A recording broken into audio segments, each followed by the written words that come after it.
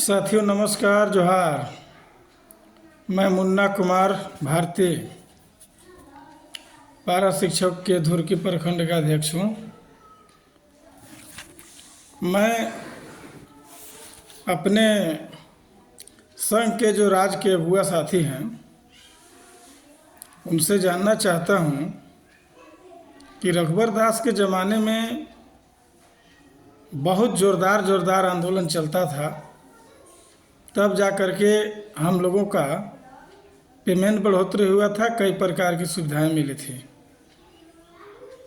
और आखिर इस सरकार में ऐसा क्या है कि पेमेंट बढ़ने के बजाय बढ़ा हुआ घटा दिया जाता है, फिर भी हमारे साथी आंदोलन के लिए आगे नहीं आ रहे हैं। तो क्या इसमें जेएमएम के प्रचारक घुस गए हैं या इसमें सरकार के कुछ चमचा घुस गए हैं, या क्या बात है कि इतनी बड़ी हादसा होने के बाद, इतने बड़े घटना होने के बाद कि पेमेंट बढ़ा कर गया हो और फिर उसको घटा दिया जाए, तब भी कोई अगुआ साथी आंदोलन के लिए अभी तक डेट तिथि का प्रस्ताव नहीं लाया। दशहरा सर पर है, 60,000 पारा शिक्षक मानदेय के इंतजार में खड़े हैं, लेकिन अभी तक मानदेय का कोई अता पता नहीं है।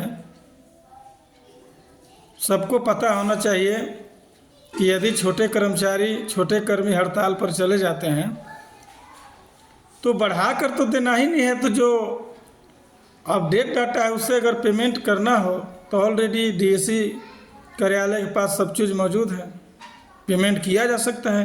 क्योंकि बढ़ा कर तो करना नहीं है, ना तो इन्होंने 4% बढ़ाया, ना तो इन्होंने 1,000 जो बढ़ा था वो बढ़ाया। ये स्थिति है।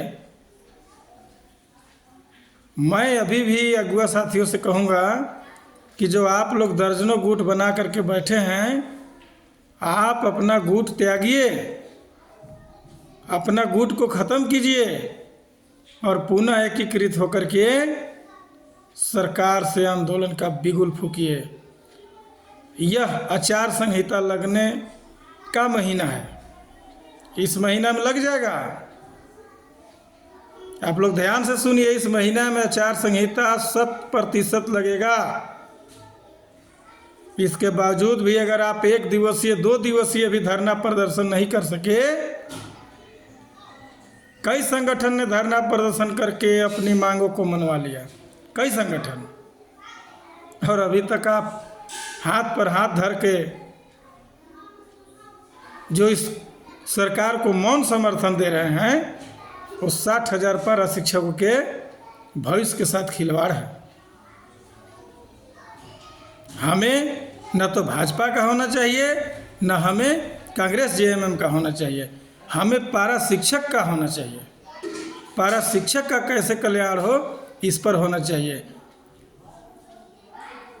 तो साथियों, मिलजुल करके धरना प्रदर्शन की ओर कदम बढ़ाइए, यही हम लोग के पास एकमात्र उपाय है। और धरना प्रदर्शन के बावजूद भी अगर यह सरकार नहीं चेतती है तो सारे 60,000 पारा शिक्षक मिल करके इस सरकार से 2-2 हाथ करने के लिए तैयार रहिए और इसका सबक सिखाने के लिए भी तैयार रहिए।